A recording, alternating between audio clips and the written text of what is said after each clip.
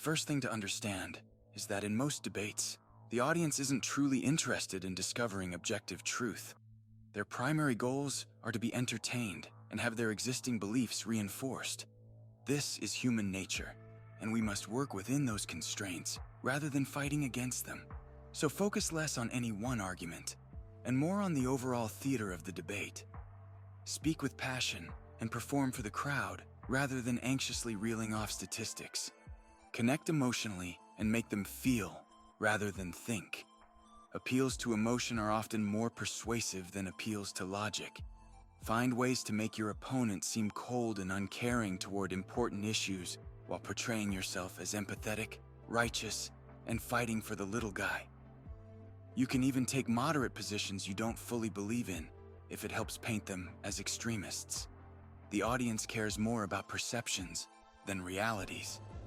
Another powerful tool is framing the debate on your own terms rather than engaging with opposing views directly. Never openly state your true aims and arguments. Keep them vague, but emphasize noble-sounding values like justice, freedom, or opportunity. Then attack any criticisms as misses of the point or personal assaults, rather than legitimate policy discussions.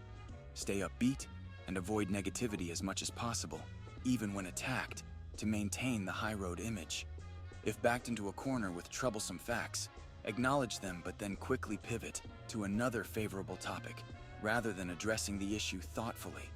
Speed and volume are advantageous when opponents lack time to catch up. Prepared.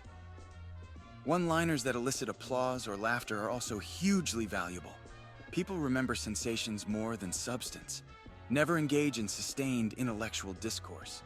Keep interactions rapid fire so analysis and follow-ups aren't possible. Interrupt and talk over others relentlessly to retain control of the conversation.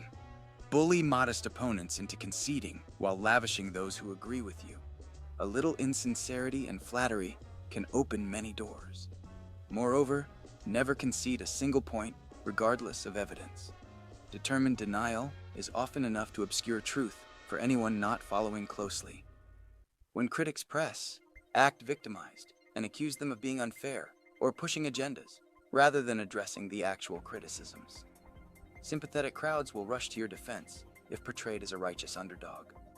Where facts might undermine me, I've found misdirection through conspiracy theories can turn eyes elsewhere. Tangential rabbit trails about shadowy backroom deals or malicious hidden motives are engaging for audiences and impossible to disprove conclusively within time constraints. Sow just enough seeds of doubt in my opponent's credibility and motives to protect my positions. In addition, social media has made it effortless to amplify certain strategic messages and drown out others. A small, dedicated group communicating regularly on platforms can hijack any national discussion versus isolated rational actors. Memes, catchphrases, and selective screenshots that emotionally charge low-information viewers are very potent forces when networked in this way. Controlling online narratives is sometimes more impactful than the real-world debates themselves.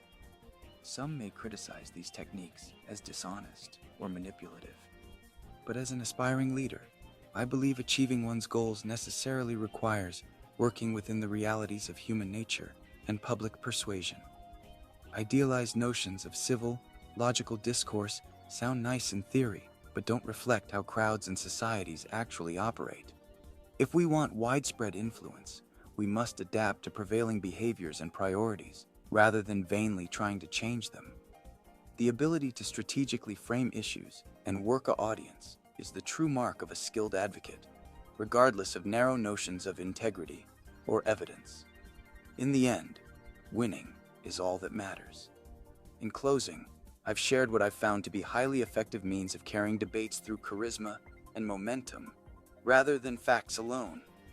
Some accuse this of abandoning principle for pragmatism. But for those committed to enacting meaningful change, we can't allow perfection to be the enemy of progress. Results, visibility, and popularity must take priority over scruples if we aim to pass ambitious reforms. I hope you'll consider putting these techniques to work for causes you're passionate about. With enough passion and performance, Truth becomes what you persuade people to believe. That is the greatest insight I've gained, and it can truly move mountains.